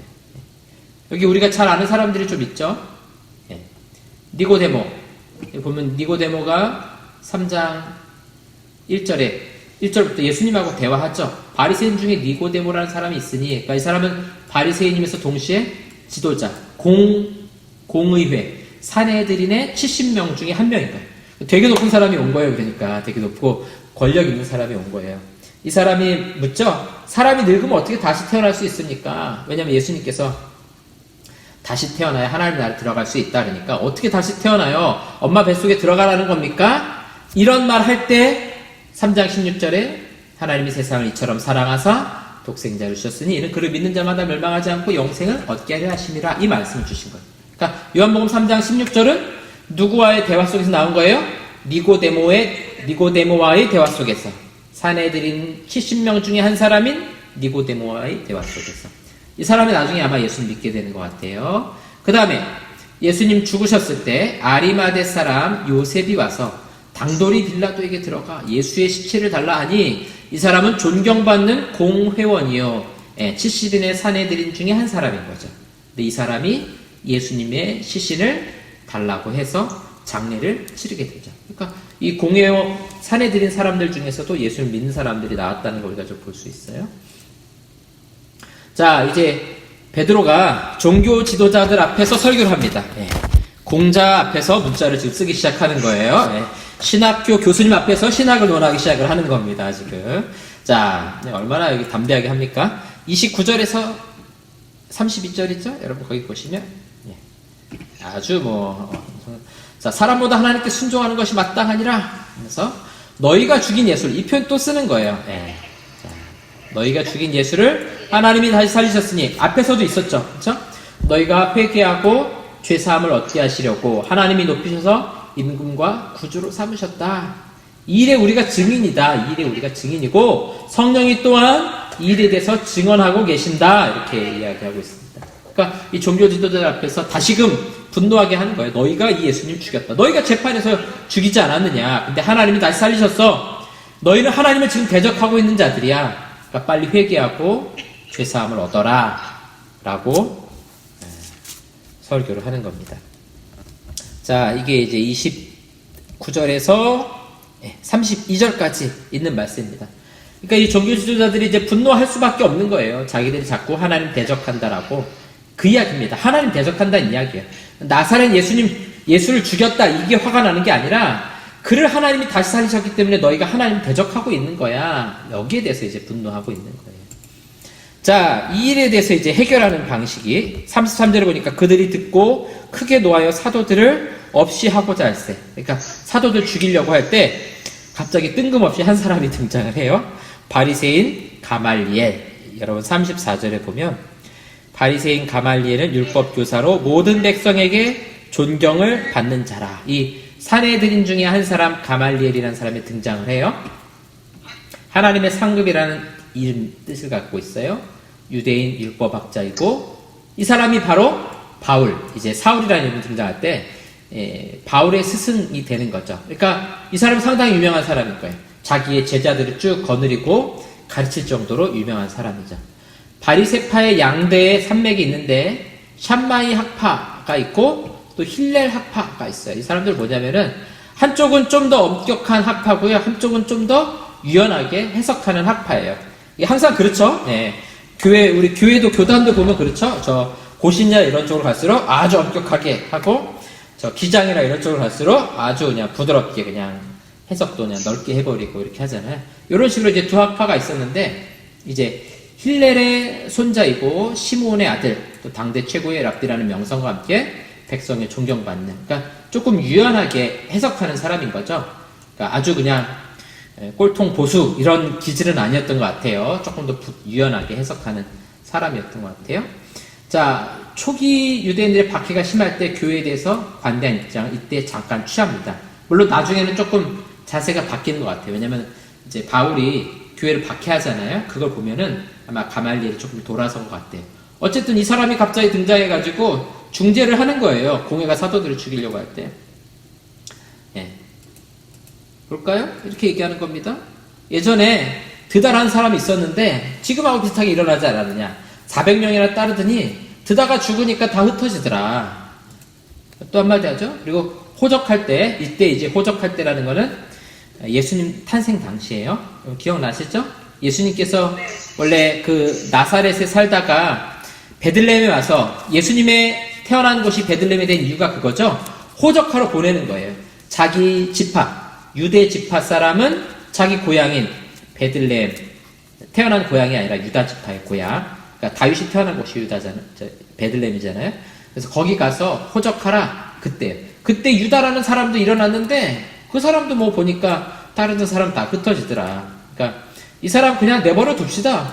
사람으로부터 났으면 사라질 것이고 하나님께로부터 났으면 대적하면 안 되지 않습니까? 상당히 유연하게 좀 해석을 하는 거죠. 사도행전에 보면 이렇게 갑자기 알지도 못한 사람이 등장해가지고 문제 해결하는 경우가 가끔 등장해요. 나중에 또 볼 거예요. 자, 그래서 공회에서 어떻게 합니까? 그러면 그냥 보낼 수는 없으니까 채찍질 하는 거죠. 매를 때리는 거죠. 이 매 맞을 때 여러분 사도들의 마음이 어땠을까요? 기뻐했대요. 네. 누구 생각났을까요? 예수님 생각났겠죠. 예수님 채찍질 맞았잖아요. 그때 막 부인하고 도망갔는데 자기들 맞으니까 어때요? 그때 그 죄책감이 좀 해소가 되겠죠. 나도 이제 예수님의 이름을 이렇게 맞으니까. 도망갔던 그 죄책감을 좀 해소할 거 아니에요. 예수 이름으로 말하지 말아라. 이렇게 협박하는 거죠. 그러니까 사도들이 뭐래요? 능욕받는 일에 합당한 자로 여기면 이거 뭐 우리가 예수님 믿고 이렇게 핍박받는 거 당연한 뭐 아주 당연한 일이다. 그러면서 날마다 성전에서나 집에서나 예수는 그리스도입니다. 이렇게 전파했다는 거죠. 보세요, 여러분. 마태복음 5장에 보니까 산상수훈이잖아요. 복 있는 사람은 누군가? 근데 그 팔복에 보면 팔복 내용이 다 좋은 것 같지만 좋은 게 아니에요. 거기 있는 거 다 뭐냐면 그렇게 안 되고 싶은 거 제가 잠깐 볼게요. 심령이 가난한 자는 복이 있나니. 자, 이거 이제 원래 번역을 하면 이런 거예요. 복 있는 사람은 심령이 가난한 사람입니다. 자, 여러분들한테 물어볼게요. 여러분 가난한 사람 되고 싶으세요? 부자 되고 싶으세요? 그럼 당연히 그래도 이왕이면 좀 부자로 살면 좋지 않겠습니까? 복 있는 사람은 가난한 사람이래잖아요. 어떤 분은 목사님 재산 말고 심령이 가난한 거 아닙니까? 여러분 돈이 많아지면 심령이 가난해지기 어려워지세요. 그 다음에 복 있는 사람은 애통하는 사람입니다. 애통하는 사람. 말이 좋아 애통하는 사람인지 괴로워가지고 울고 있는 사람이 복 있는 사람이라는 거예요. 억울하고 괴롭고 온유한 사람 복이 있대요. 온유한 사람. 다른 사람이 나한테 뭐라 그러면 다른 사람이 나 한 대 때리면 어떻게 해줘야 돼요? 나는 배로 갚아줘. 2대로 갚아줘야 돼. 이렇게 생각하지. 누가 그거 맞고도 괜찮습니다. 반대쪽도 때리세요. 이런 사람은 없다고요. 그러니까 팔복에 나오는 사람은 지금 다 뭐가 훌륭하고 대단한 사람들이 아니에요. 고통받고 괴로운 가운데 있는 사람들이에요. 보세요. 의에 줄이고 목마른 사람, 긍휼히 여기는 사람, 다른 사람이 보기에 불쌍하게 여길 만한 그런 사람이잖아요. 마음이 청결한 사람, 화평하게 하는 사람, 의를 위하여 박해받는 사람, 이런 사람이 다 복 있는 사람이다. 그러면서 11절에 나로 말미암아 너희를 욕하고 박해하고 거짓으로 거슬러 모든 악한 말을 할 때에는 너희에게 복이 있나니. 그러니까 복 있는 사람 뭐라는 거예요? 예수님으로 말미암아 욕먹고 고통당하고 이런 사람들이 복 있는 사람이라는 거죠. 그러니까 나는 지금 돈이 많은데요? 그럼 복 있는 사람이 못 됩니까? 아니 상관없어요. 뭐로 인해서 우리가 박해받는 게 중요한 거예요? 예수님의 이름 때문에 욕먹기도 하고 박해받기도 하고. 여러분 언제 예수님 때문에 욕먹고 박해받아요? 그렇죠. 제일 많은 게 전도할 때. 전도하러 나가면요 진짜 이상한 사람, 저 인간은 뭐 할 일이 없어가지고 저 사람은 양복 입고 이 시간에 나와가지고 저런 거 돌리고 있는 사람인가? 저는 양복 입고 전도 나가면 그런 눈초리로 사람들이 쳐다보는 거예요.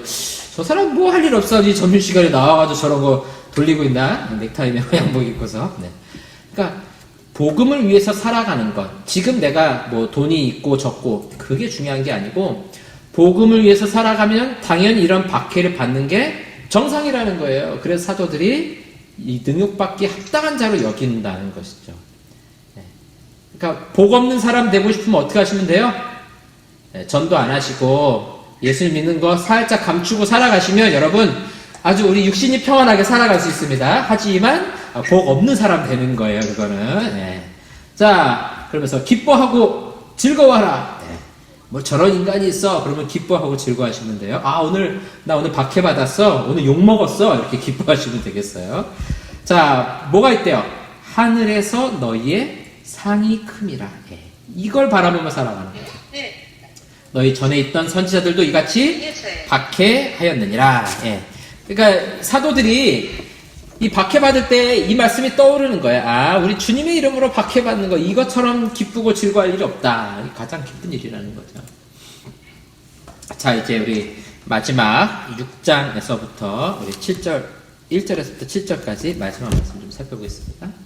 자, 그때 제자가 더 많아졌는데, 이 표현 지금 계속 나오고 있죠? 제자들이 계속해서 늘어가는 거예요. 예수님 믿는 그 증인들이 많아지는 거죠. 더 많아졌고요. 자, 이제 내적인 또 하나의 갈등이 일어납니다. 그게 뭐냐면, 네. 헬라파 유대인들이 자기의 과부들이 매일의 구제에 빠짐으로 히브리파 사람을 원망하니, 우리 초대교회에 잘 안 어울리는 표현이 하나 등장했어요. 이스라엘 백성들이 주로 하던 원망이 좀 나오고 있죠. 보시면 헬라파 과부들이 할레파라고 제가 잘못 썼는데 여기 헬라파 과부들이 매일의 구제에서 빠지게 되었다. 자, 잠시만요. 제가 잠깐 수정을 좀 하도록 하겠습니다.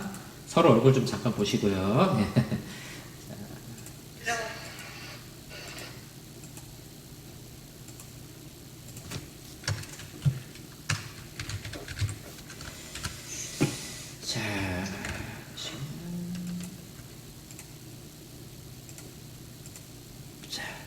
다시 보실 겁니다.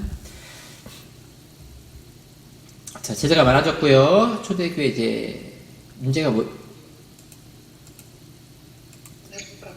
직면한 문제. 헬라파 과부들이 구제에서 빠졌다라는 건데요. 자, 보시면, 네.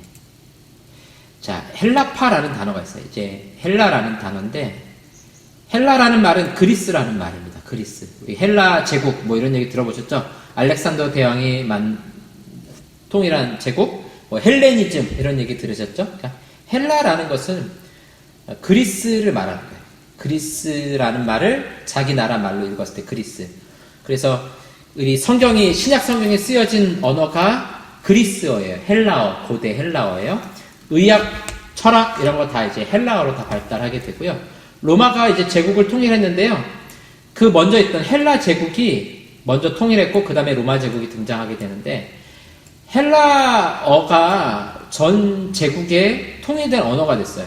로마가 제국을 다시 정복하고 통일했는데 헬라가 문화가 엄청 발달해 있는 거예요. 그러니까 사람들이 로마는 거기에 비해서 상당히 문화가 발달하지 못했어요. 사실 로마는 좀 이런 표현 써도 되나요? 약간 이 당시엔 미개한 족속들? 왜냐면 막 전쟁하고 막 싸우고 막 이런 거 잘하는 족속이었기 때문에 문화가 발달하지 않아요. 그래서 문화가 발달했던 그리스 따라하기를 합니다. 그래서 그리스 신화, 로마 신화, 그 따라하는 거. 그래서 거기 있는 언어 갖다가 그대로 막 쓰고 문화 이런 것들 갖다가 그대로 씁니다. 그러면서 로마는 언어로 통일을 못해요.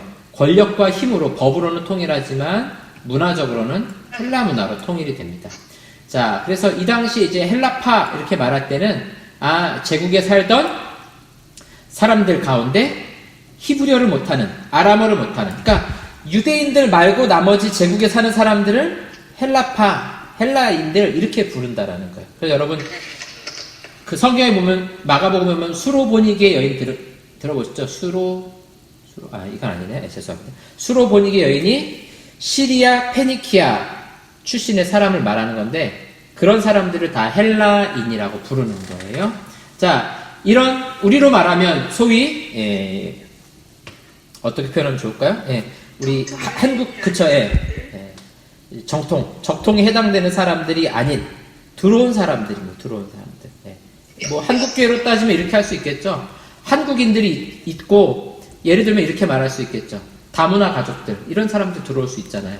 그런 사람들이 있을 때 이상하게도 한국인들은 다 구제 대상에 다 들어가는데 다문화 자녀들만 자꾸 장학금도 못 받게 되고 그 다음에 구제비도 못 받게 되고 이런 일들이 발생하는 거예요.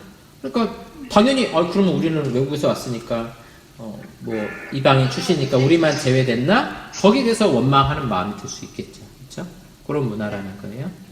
자, 구제에서 빠졌다고 이렇게 표현하고 있는데 구제라는 것은 디아코니아라는 단어예요. 이게 이제 디아코니아인데 식탁이라는 뜻이에요. 밥 먹는 거 말하는 거예요. 그 다음에 섬김 혹은 이게 더 넓게는 사역 이렇게도 표현됐거든요. 그러니까 밥 차려주는 거죠. 밥을 차려가지고 자 얘들아 밥 차렸으니까 와서 먹어라. 이게 이제 디아코니아가 되는 거예요.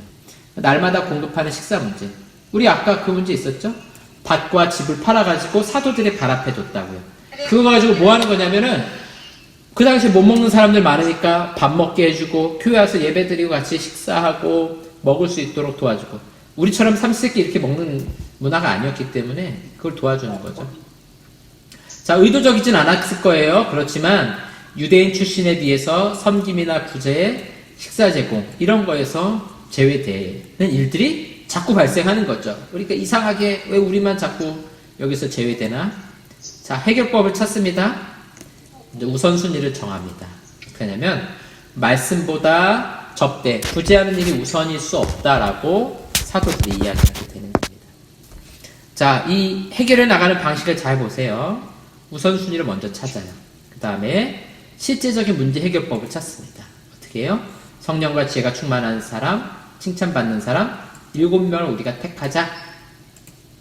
그리고 나서 사역을 분담하게 됩니다.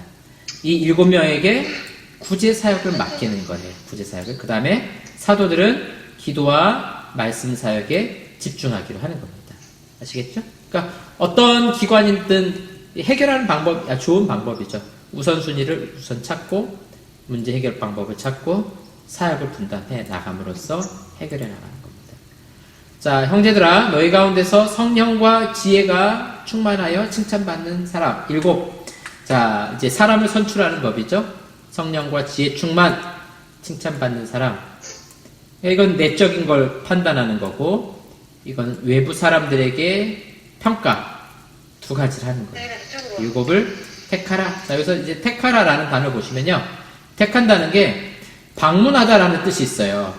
방문하는 게 뭐겠어요? 가가지고 자세히 보는 거예요. 아, 이 집에는 뭐 냉장고가 있고 TV가 있고 뭐 요즘에 그런 거 안 하지만 옛날에 가정방문 선생님들 오면 그거 하잖아요. TV 있고 냉장고 있고 엄마 아빠 계시고 이런 거 보잖아요. 자세하게 살피는 거예요. 돌보고 선택하다. 그러니까 택한다는 건 뭐냐면 그냥 아무나 뽑는 게 아니라 그 사람에 대해서 자세히 알아보고 확인하고 그 다음에 사람들의 평가를 통해서 세워나가는 거예요. 그래서 제비뽑기가 아니에요. 이제 더 이상 우리 1장에서 한 것처럼 이제 제비뽑기는 없습니다. 더 이상 제비뽑기는 없고 사람을 세울 때는 칭찬받는 사람인지 성령 충만하고 지혜 충만한 사람인지 평가하고 자세히 살펴서 거수를 하는 겁니다. 예, 이 사람 택하는 거 어떠느냐 하고 사람들 사이에서 직접 선택하게 만드는 거예요. 이게 오늘날 우리가 일꾼 뽑는 과정하고 똑같죠. 예. 자, 그래서 성령과 지혜 충만한 사람, 칭찬받는 사람 7명. 첫 번째 스데반. 네, 우리 7명의 일꾼들 좀 살펴보도록 하겠습니다. 여러분 강의 안에 보시면 22쪽에 이 7명에 대해서 써놨어요. 그 다음에 빌립. 제가 전체적으로 분석을 좀 하겠습니다. 네. 빌립. 자, 요 빌립은 예수님의 제자 빌립하고 좀 구분하셔야 돼요. 요 뒤에 가면 이제 사도행전에 등장할 빌립이라는 사람이 나오게 됩니다. 그 다음에 브로고로라는 사람, 그 다음에 니가노르, 디몬. 근데 이거 보면서 제가 좀 재밌었는데, 자, 이 헬라어를 보시면 이게 티몬이에요, 티몬. 네, 그래서 요즘에 그 인터넷으로 판매하는 그 어플 티몬인가 이런 생각을 하면서 제가. 목소리도 음소거가 같이 됐는데요. 목소리는 안 들려요, 목사님. 아, 저요? 잠시만요.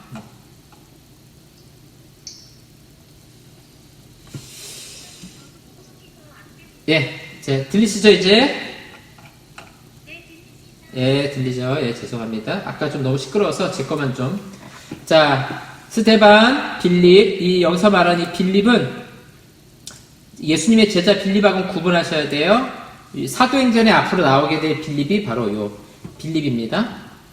브로고로, 니가노르, 그 다음에 이게 제가 이제 뭐냐면은 디몬이라는 사람이 등장하는데 이게 헬라어로 읽으니까 티몬이더라고요. 티몬. 그래서 예, 인터넷 쇼핑하는 어플 티몬인가 그러면서 강연 준비하면서 그런 생각하면서 좀 봤어요. 그 다음에 바메나, 그 다음에 니골라. 이 니골라라는 요 사람이 조금 좀 특이한 인물이 될 수 있을 가능성이 있어요. 이제 뭐 니콜라스라고 돼 있는데 유대교에 입교했던 안디옥 사람 이렇게 표현하고 있어요.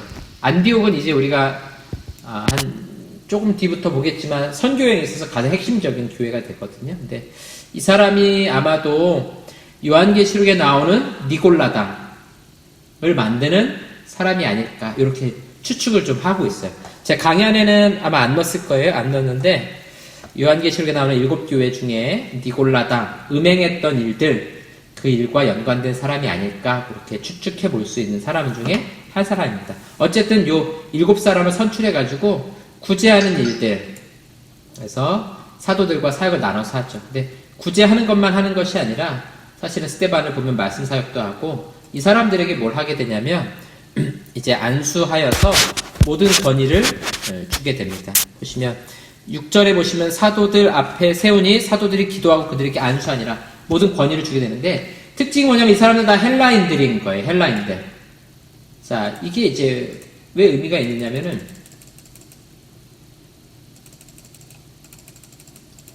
보시면 헬라파 유대인들이 구제에서 빠졌잖아요. 이 일을 제기한 사람들은 헬라파 사람들. 자기 과부들이 빠졌기 때문에 헬라파 과부들에게서 자꾸 구제가 빠지게 되니까 그 문제를 해결하는 방법으로 누구를 선출하게 되냐면은 헬라인 일꾼들이 7명을 선출하게 되는 거예요. 니네가 문제니까 니네가 해봐라 이게 아니라 이 문제를 가장 잘 해결할 수 있는 사람은 바로 이 문제에 대해서 가장 잘 아는 사람들이 해결을 해야 된다는 거죠. 아시겠죠? 인터넷으로 선교하는 게 중요해요. 이런 이야기가 나왔을 때 그 일을 누구한테 맡기면 좋겠어요? 거기에 제일 관심 있는 사람들이 그 일을 해결해 나가면 가장 좋은 거죠. 그러니까 여러분 혹시 전도회나 이런 데서 이런 거 문제가 있습니다. 그러면은 그분한테 그거 맡겨서 해결하시면 돼요. 아주 좋습니다. 전 부서 맡을 때 항상 그래서 그렇게 했어요.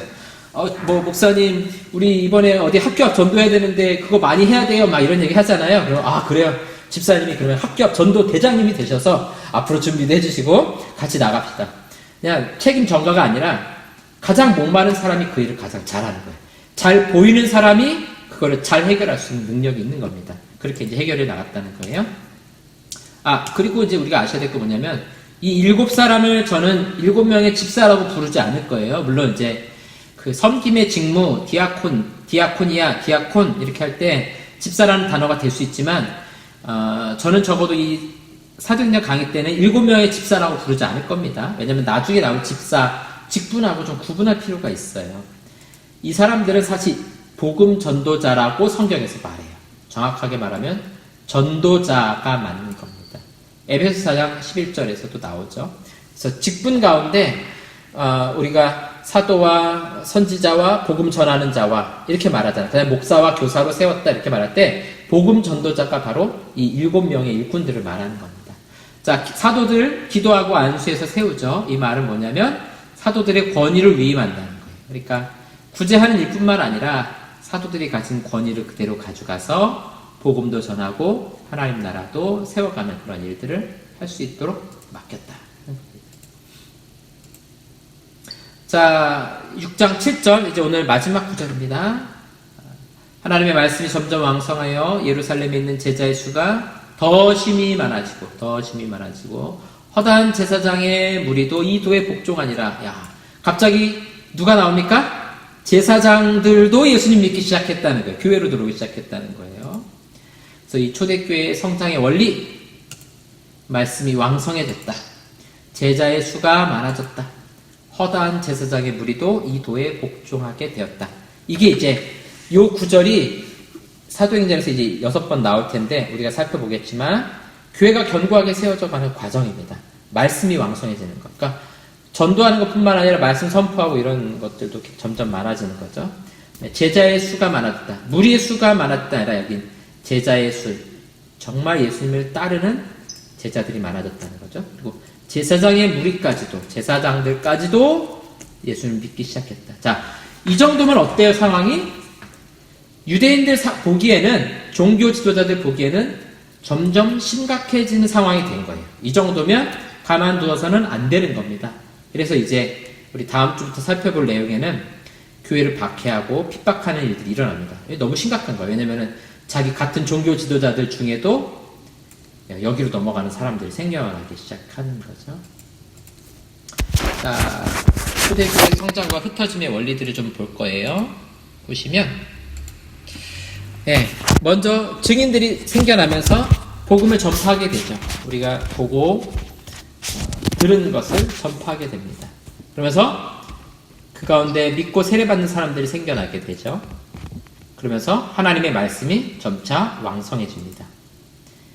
그리고 여기서 끝나는 것이 아니라 반드시 갈등과 박해가 일어나게 됩니다. 그리고 재밌는 거 뭐냐면 여기서 다시 일로 가게 됩니다. 어떻게 되냐면 갈등과 박해 일어나잖아요. 그럼 그때부터 이제 흩어지기 시작하는 거예요. 도망가는 거죠. 도망가서도 뭐를 하는 거예요? 증인의 삶을 살아가기 시작하는 거예요. 도망간 사람들이 증인의 삶을 살아가기 시작하는 거죠. 이게 이제 계속해서 사도행전에 등장하게 되는 원리입니다. 자, 이제 우리 여러분 제가 강의하는 애들이 23쪽 마지막에 있는 6번에 등장하는 이 고백들을 좀 살펴보도록 하겠습니다. 6장 7절을 보니까 하나님의 말씀이 점점 왕성하여 예루살렘에 있는 제자의 수가 더 심히 많아지고 허다한 제사장의 무리도 이도에 복종하니라. 자, 여러분 다 찾아오셨나요? 이 말씀? 길지 않으니까 아마 다들 좀 찾아오셨을 거라 생각하는데, 자 9장 31절 보니까 그리하여 온 유대와 갈릴리와 사마리아 교회가 평안하여 든든히 서가고. 자 6장 7절에서 9장 31절로 넘어갔는데 박힌 게 하나 있어요. 자 뭐가 바뀌었습니까? 여기 예루살렘이었죠? 그쵸? 뭘로 바뀌었어요? 유대, 갈릴리, 사마리아. 자, 이제 무슨 구절이 딱 떠올라야 돼요? 사도행전 1장 8절 말씀. 오직 성령이 너희에게 임하시면 너희가 권능을 받고, 그 다음에 예루살렘과 유대와 사마리아와 땅끝까지 이르러. 진짜로 나오네요. 9장에 가면은 이제 유대뿐만 아니라 갈릴리, 사마리아에도 교회가 세워지게 되는 거예요. 확장해 나가게 되는 거죠. 다음 주 예고편이에요. 그래서 이렇게 세워질 거라고요. 12장에 가니까 하나님의 말씀은 흥왕하여 더하더라. 16장에 가니까 여러 교회가, 자, 이 여러 교회가, 이거는 뭘까요? 이건 진짜 땅끝입니다. 땅끝. 그래서 예루살렘, 유대, 사마리아 넘어서 아시아와 유럽 이렇게 퍼져나가게 되는 거거든요. 그래서 이런 교회들이 굳건해지고 수가 날마다 늘어가게 됩니다. 19장에 가니까 이와 같이 주의 말씀이 힘이 있어 흥왕하여 세력을 얻으니라. 이거 이제 아시아의 가장 중심지 에베소에 갔을 때 그 에베소 교회가 아주 든든하게 세워져 가게 되는 것을 보게 될 겁니다. 마지막 사도행전 마지막 9절. 하나님의 나라를 전파하며, 이거 이제 로마에 간 거예요. 로마. 제국의 가장 핵심지 적의 심장부까지 딱 들어가지고 하나님의 나라를 전파하며 주 예수 그리스도에 관한 모든 것을 담대하게 거침없이 가르치더라. 우리 옛날 성경에는 기탄 없이 이렇게 표현하고 있죠. 자, 이렇게 해서 우리 교회가 어떻게 왕성해져 가는가 하는 것을 우리가 크게 6구절로 나눠서 살펴보았습니다. 자, 그래서 우리가 이제 이 초반부 앞부분에는 이 구절을 따라 좀 성경을 나눠서 우리가 좀 살펴보게 될 거고요. 후반부에 가서는 이제 바울의 전도 여행을 기준으로 해서 1차, 2차, 3차, 그 다음에 로마행 이렇게 딱딱 잘라서 구분해가지고 살펴보도록 하겠습니다. 네, 오늘 이렇게 여기까지 강의했고요. 궁금하신 거 있으면 마치고 질문하도록 할까요? 자, 제가 기도하고 마치고 또 질문하실 분 질문 받도록 하겠습니다. 사랑하는 하나님 아버지 감사합니다. 오늘 사도행전 6장 7절 말씀까지 함께 살펴보았습니다. 우리 복음이 왕성하게 전파됐고 또 사도들은 복음 때문에 고난받는 것에 대해서 네, 제가 기도하겠습니다. 들리시죠? 네. 하나님 아버지 오늘 사도행전 6장 7절 말씀까지 함께 살펴보았습니다. 우리 사도들이 복음을 전하고 또 담대히 전할 때 박해받는 것을 기뻐하며 또 당연하게 여기면서 하나님의 나라를 전파하는 것을 살펴보았습니다. 하나님, 이 말씀을 배우는 우리에게도 성령의 충만함을 주시고 또 담대하게 하나님의 나라를 또 복음을 예수님을 전할 수 있는 일꾼들 될 수 있도록 축복하여 주시옵소서. 감사하며 예수님의 이름으로 기도합니다. 아멘.